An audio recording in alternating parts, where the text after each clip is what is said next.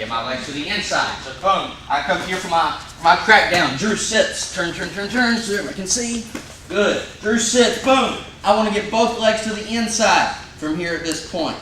What I do now, instead of trying to, like last time when I got out, I tried to get this leg up underneath my hips. At this point, what I'm doing is I'm coming down to the ankle and taking this up to my hip. As I take this up to my hip, this inside leg is going to start stepping up. Boom. To create a shelf from here. Everybody see what I'm doing so far? Can you all see over there? Scoot over this way if you can. Boom. I'm lifting this up here. Notice how my hips are turned. I've lifted it from here. Boom. Lifted it to this hip. My hips are turned sideways. I'm going to now take this knee that is underneath. I'm going to slide it up to his other hip, underneath his leg. Trying to split the legs, just like this. And then I start working up, boom, trying to work him to his back and everything. Let's see this again. Boom. Coming to here for my high crotch. He cranks me down. Turn so everybody can see. Boom. I'm to the inside. Take this leg. Boom. Almost like I'm pulling it up like a lawnmower to this hip. Boom. As I do that, I'm stepping up to keep it up. Drew, how do you feel from here? Not very good. Not very good. That's good. That's the position. He's comfortable from here, right? But what's going to take his power away is me lifting this leg and getting his... Notice how his back is kind of at a 90-degree angle or more forward. When I start to lift this, notice how he has to reach back to start to prevent him from going all the way back. That's what I want. That's what's going to create the leverage for this. Boom. I'll put this up on a shelf from here.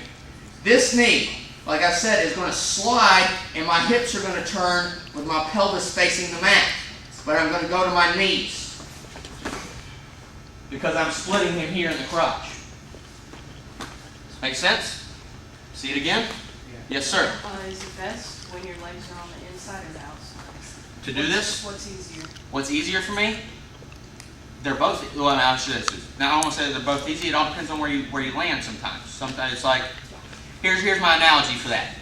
So many times, as wrestlers, we want to, let's just imagine you have a card deck in your hand. You know, my soapbox, sorry.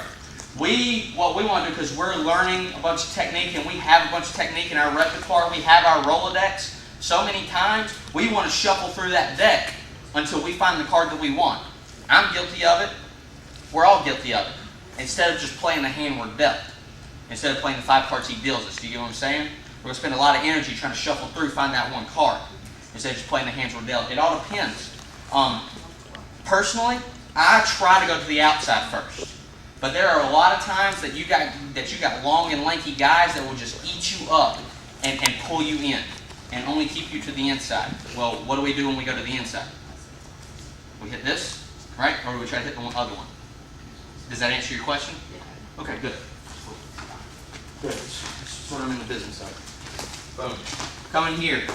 On my high crotch. Boom. I'm all the way to the inside. At this point, with my outside hand, reach all the way down to his ankle. Pull it up. Put it on his hip. Turning my hips underneath to where my pelvis is down. Sliding my knees into him.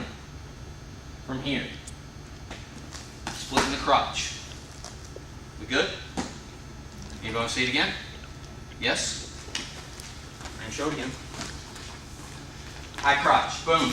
In here. He goes to the crackdown. Boom. Both legs to the inside. Going down to this ankle. Pulling it up to my hip. Creating that shelf from here. Turning my hips down. Sliding this knee up to his other hip.